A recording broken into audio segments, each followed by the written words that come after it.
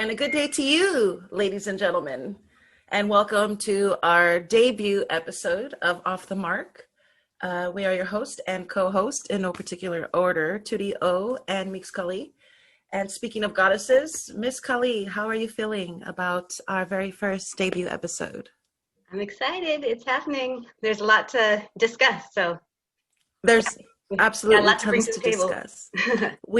If you ask me, I think personally speaking, we are in a ground zero state when it comes to a lot of things, Right. a lot of the going ons when it, as far as the U.S. is concerned, and globally, I guess you can say. But yeah, Right. definitely a lot to uncover. Yeah, so you ready? You ready? What specific topic do you think we should hit first? What are you ready to hit first? Okay, what do you want to hit? Let's go there. Well, to begin with, let's introduce ourselves, and so people can have a perspective from where we're coming from and kind of where we've transitioned over these last several, this last term, these last 4 years, and moving forward into the next one, and just in general in our lives and the now times. So Yeah.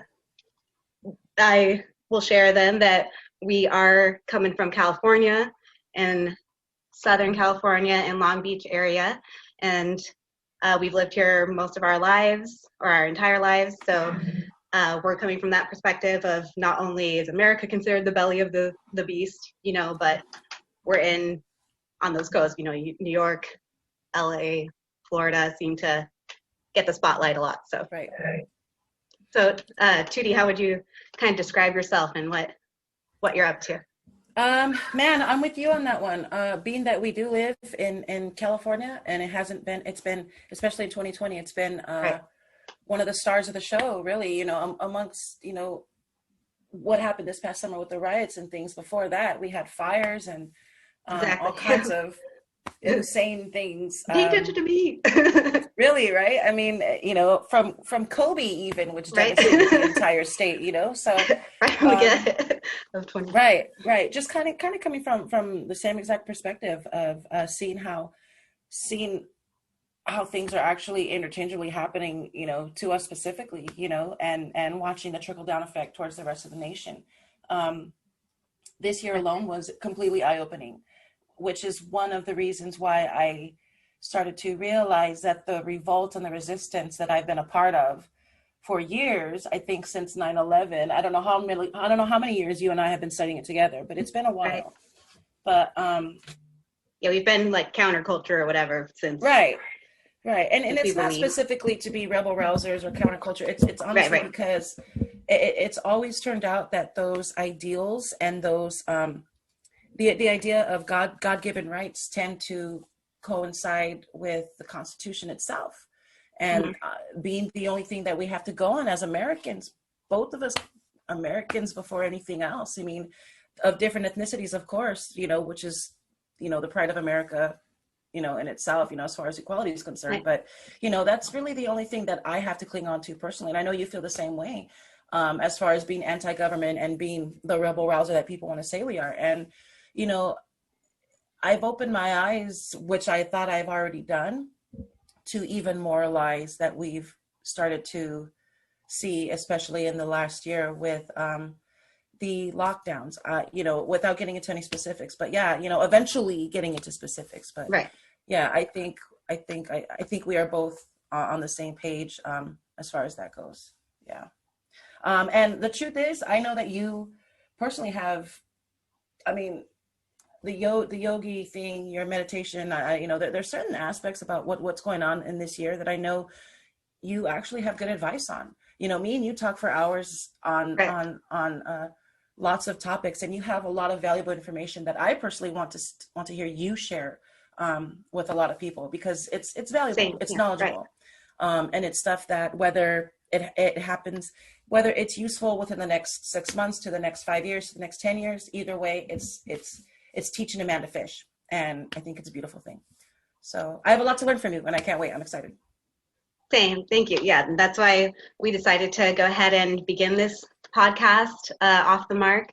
And I guess we can even toss it there for a sec of, how that came to be, of what our goal is here, and then bring it back to getting deeper into who we are.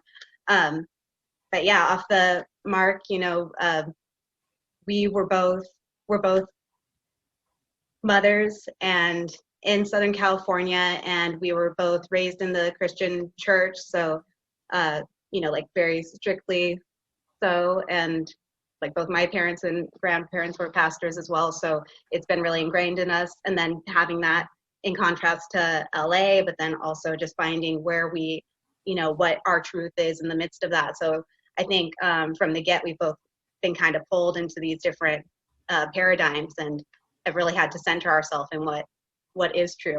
Right. So that's definitely influenced us of having that Christian perspective. And yeah, so off the mark, as it's prophesized, like mark of the beast, like as whether or not you follow the Bible, there's definitely indications that there's an inclination towards a certain agenda, potential goal, like we've heard of cashless society for decades, and now that's not so far-fetched, like there are plenty of stores you can go to and they got the sign in the window that they're not accepting cash right now because COVID or whatever, like corn shortage, like, right. And now you can't enter a store or eat at a restaurant or anything unless you have the mask of the beast, so Right. not that as far-fetched and like wild as it seemed, when our parents were forewarning of us. Right. And it's funny, when we started studying these subjects independently, it seemed like it was even far-fetched, for us, Right. So to be on the outside looking in and to see that it's real, it almost felt like, I always go back to Han Solo in The Force Awakens, when he tells, what does he tell? He tells him it's real. It's all real. And he's like blown away. It was like, that's exactly how I feel. It's like, holy crap, it's all real. And it's like, it was so like an epiphany, but at the same time, it was terrifying. So terrifying, but that's why we're here. You know what I mean? Like, I want, we're over the hump of the terrifying, and we're ready, set, go. We're into the acceptance, so, right now, into the action of like, yeah, what we got to do about it now, right? So, if nothing else, I'm excited, really. Right. So.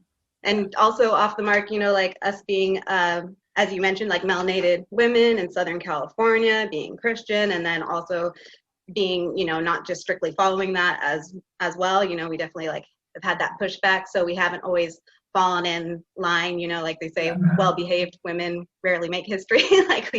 like unknowingly sung that too in like our whole lives, kind of. And so we haven't been on our mark. And also we are theaters.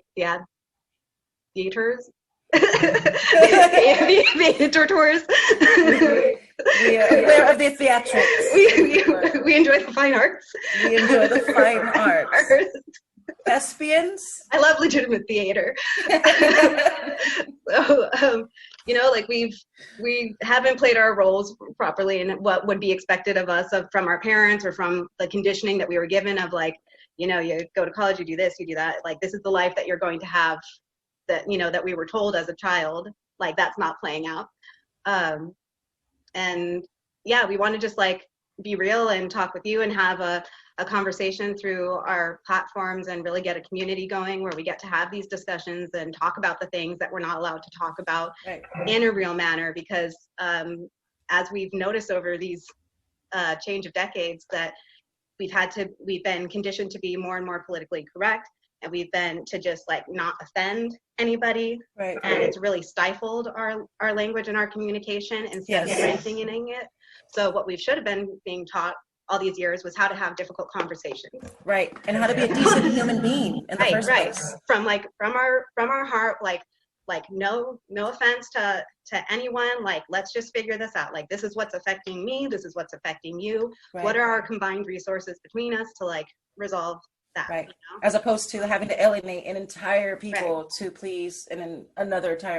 I mean, either way, there's no fixing it when it comes to that. And it seems like a lot of us are going nuts trying to figure out the politically correct way to go about life. And it's like Frogger. It's like you're dodging this, you're dodging that, but eventually you're gonna, I mean, I don't especially even know on the internet. Especially on the internet. How many times that I've been called a racist? You know what I mean? Are you saying me? And it's like, okay, well, whatever. It's like, for real. At first I was like, oh, no. like how dare they? Because it's like, wait a minute, where's this even coming from? Wait a minute. At this point, it's just words being thrown around as words because they're words that they see being thrown around on television. Right, And exactly. It's you know, it's really hard to say because, you know, with the last 9 to 10 months or whatever it's been, you know, and given people situations, we all want to forget. We really do. And I can totally understand wanting to forget and wanting to be distracted. But most of us, it seems, if we're not distracting ourselves with Netflix, which I'm fine with people who are doing that because they Right. seem to be the ones that are just kind of more open to ideas of maybe this isn't quite right yet, you know. And actually, since COVID, everybody's had that gut feeling something's wrong Right, here.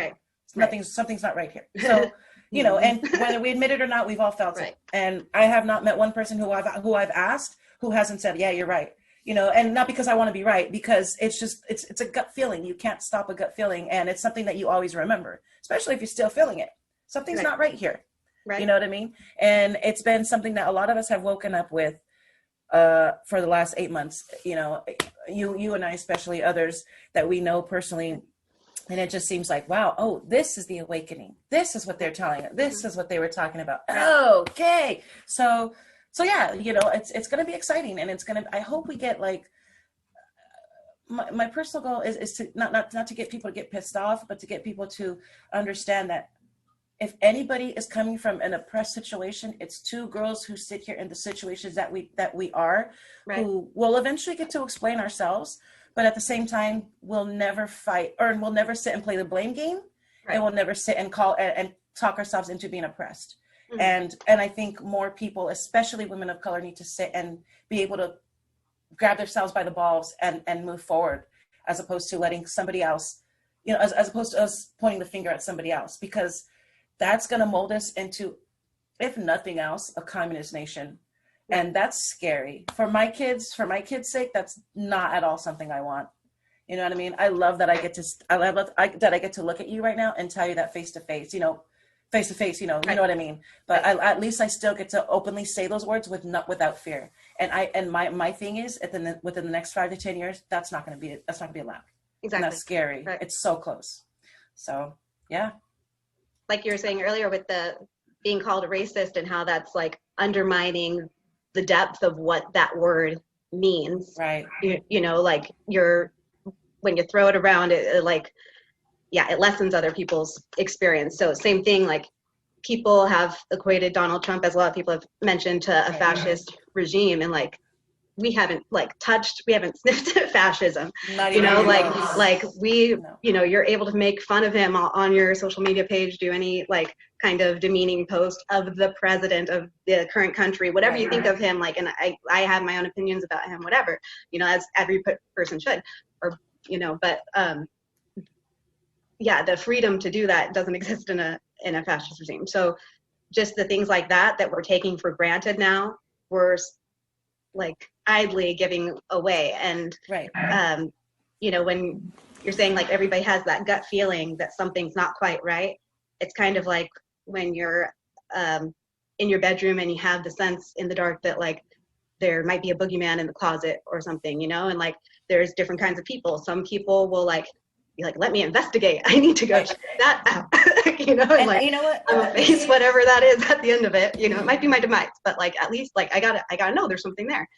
And then other people, you know, like you pull the covers up and you hope it goes away. You know, and like, or somewhere in between, you know, and so those are kind of our options. Like we have that feeling like there's a potential danger now, maybe there's not, you know, but you know, it definitely, there's things that are impinging on what freedoms we used to have not very long ago. And when we reference things like 9/11, it's because you know, America changed then, and it didn't change back. Like you still have to take your shoes off at the airport, or not now because but you know, like up until then you did. Right. And so significant changes happened Right. after 9/11 that didn't change back, and that's exactly with our right. privacy and being That's able exactly to the point. monitor And us online and all that.